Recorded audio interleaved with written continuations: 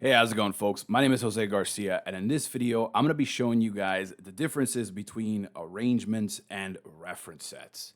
This seems to be a pretty common area where some folks get confused, so I'm making this video to hopefully help you out in understanding, first of all, what they are and when you should use one over the other, okay? First, let's get a little bit of things out of the way.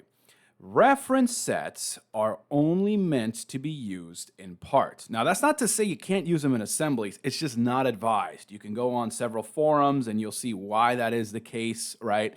But reference sets are only meant to be used at a part level, okay? So what exactly is a reference set? A reference set is a set of information at a part level that you specify to show at the assembly level, okay? And every part file in NX, in vanilla NX, has 3 reference sets, okay?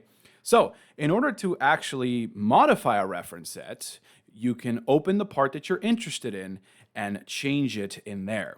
So for example, I'm interested in this arm for valve that I have right here. If I right click on this guy, I can go to open in window and you can see that I have this component in its own little tab right here. To see the reference sets, all you have to do is go to the assemblies tab and then hit the reference sets icon. You can see that I'm running, a pretty bone stock version of NX here, and you get 3 reference sets, okay? The first one is called model. Now, if you're at a company, sometimes a company renames this to solid geometry or solid. That's the same thing, all right? What does the model reference set do? What this does is it only shows you the 3D geometry or the solid geometry at the assembly level, okay? It doesn't show you datums, sketches, whatever, right? That is why when you're looking at this thing, it's like, well, I see a sketch here and I see a coordinate system here. Why isn't it displaying at the assembly level? Because you have the model reference set turned on. See that? So that is what is being used in my current assembly, okay? Let's take a look at the other reference sets here. The next one is entire part. Now, entire part means that it will show you everything that makes up this part, right? It'll show you the sketches, the curves, the corner, everything, the whole enchilada. You will get it at the assembly level, okay? Now, you can imagine, depending on how complex your model is, this can get very messy, right? If you're doing, for example, a nozzle and it has 1,000 PTS points, you don't want to show all those 1,000 PTS points, right? That's why they made the model reference set for you. But that's ultimately what the entire part reference set does.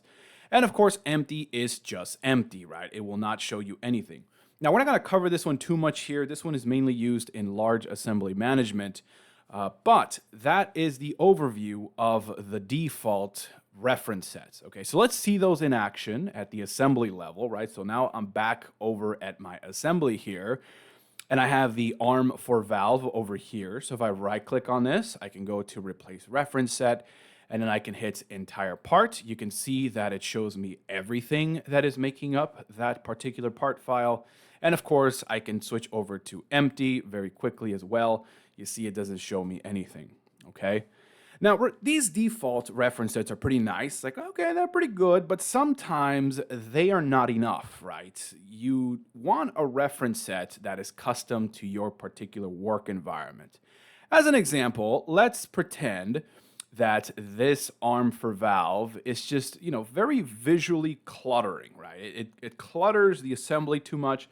And you just want to show the sketch to see what kind of boundaries you have around that part, right? How much clearance you can have around it. And that's really all you want to see. You just want to see the sketch, okay? So in order to make your own reference set, you have to go back to the arm for valve over here, okay? And then we're going to go ahead and select the reference sets icon. We're going to make our own reference set by hitting this little add new reference set button and go ahead and give it a name. Now, here's a little tip for you that will help you in the future. It is a good idea to name these reference sets the same if you're going to do this for other parts, right? So if you're going to have another part and you want to do the same reference set type, call it the same thing. You will see why later when we talk about the large assembly management module, okay? But I'll go ahead and select or type in sketch right here and then hit the enter key. And it does help if you change your selection filter over here. I'll go ahead and choose the sketch selection filter, and I'm going to go ahead and select that blue line right there. That's my sketch that I used to create this thing. Perfect. All you have to do now is just hit close, and your reference set is now created. If you go back to the assembly over here, I can go to the arm for valve. I can right click on it and then hit replace reference set. There's my custom reference set, and if I click it, you will see that it only shows you the sketch just as we specified at the part level, okay? So that is the concept of a reference set. It's like, well, okay, Jose, if that's the case, then what is the equivalent for an assembly, right? How do I do this type of thing for an assembly? That is where arrangements come into play. Okay, now arrangements are a whole different beast, and they're pretty complex. But when it comes down to it, there are two things that arrangements do. They can show an assembly in different positions, and we'll cover that in another video, all right? And it can control what gets loaded, all right? So, with that being said, we want to use arrangements now to control what is shown on this assembly, okay? So let's go back to the arm for valve here, and we'll go ahead and change it back to the model reference set, okay? Now I want to make an arrangement that targets the arm for valve again, right? So we don't really like that arm for valve, right? It's giving us a lot of visual clutter. So we want to create an arrangement where we do not show that arm for valve, okay? In order to create an arrangement, you have to be at your master level assembly or your main level assembly, right? That you want to make the arrangement for.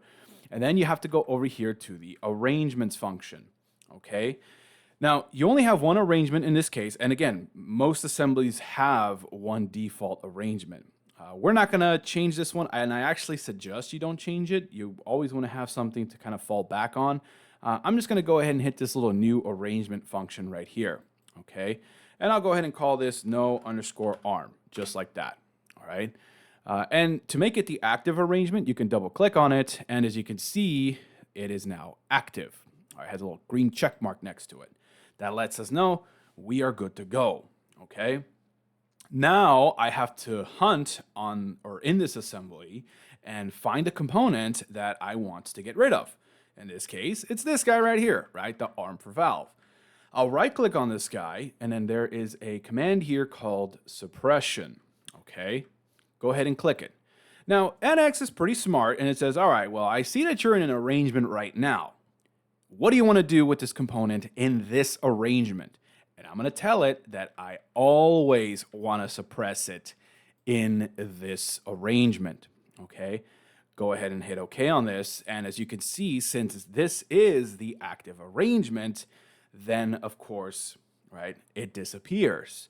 Now don't freak out, right? You can see that my constraints kind of freaked out. It's like, what the hell are you doing, right? You can't do that. Well, you can, right? It's just that you have suppressed the geometry that these constraints rely on. But once you bring it back, it will go back to its normal state, okay?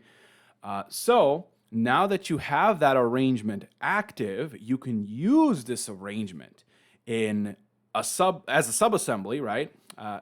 Actually, I take that back. You can use this arrangement to change the display of the assembly if it's a subassembly to another assembly, right? It's like, whoa, that's a lot of assembly there, right? So let me show you. Let me go back to the arrangements function here, and I'll go ahead and change it back to the default arrangement, okay? So at this point, we're back to normal, right? Easy peasy.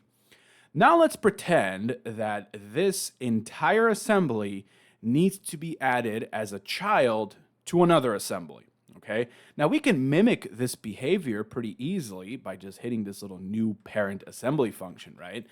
All right, so I'll go ahead and just leave this as the default name, okay? And you can see, clear as day, I have that particular structure in my assembly navigator, okay? I have assembly number 1 as the parent, and the butterfly valve assembly, right, is the child.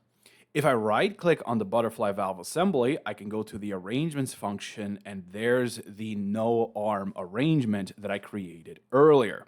I can go ahead and turn this guy on, and as you can see, it does exactly what we told it to at the assembly level of the butterfly valve assembly. Okay.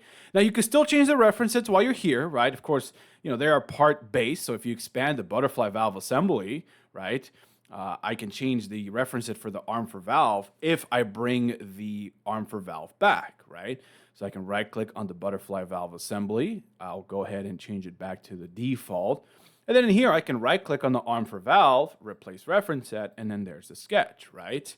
So you can see now how these two concepts differ pretty heavily, right? Arrangements are specifically meant to be used with assemblies, whereas reference sets are meant to be used for parts. Okay, I don't want to say that they're the same thing because arrangements have, far more functionality, but now you can see how they are quite similar. Okay, one is for assemblies, one is for parts. Okay, hopefully this video helped you out. I'm going to make another video talking about arrangements and how to use them to show an assembly in different positions. Until then, though, take care. Bye-bye.